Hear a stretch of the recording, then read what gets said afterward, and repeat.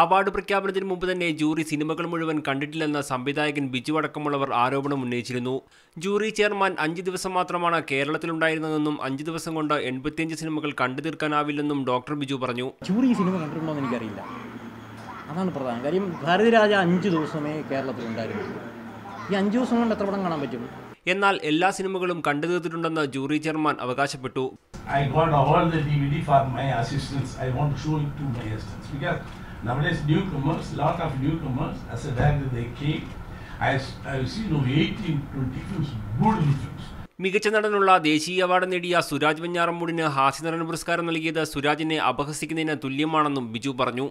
ഒത്തിരി കൊമേഡിയന്മാർ ഇപ്പോൾ ജൂറിയിൽ ഉണ്ടാവാറുണ്ടെന്നുള്ളത് ആണ് ഈ ഒരു അവാർഡ് പ്രഖ്യാപനത്തിലെ സുരാജിന് മികച്ച ഹാസ്യനടൻ കൊടുത്തതിലൂടെ ആ പുരസ്കാരം കൊടുക്കാതിരിക്കാമായിരുന്നു. അത് കൊടുക്കാതിരുന്നുകൊണ്ട് എന്തായാലും ഒന്നും സംഭവിക്കാൻ പോകുന്നത്. അതേസമയം ഓരോ ജൂറിക്കും അവരുടേതായ കാഴ്ചപ്പാടുണ്ടെന്നും അവാർഡിനെ സ്വാഗതം ചെയ്യുന്നതായും സുരാജ് പ്രതികരിച്ചു.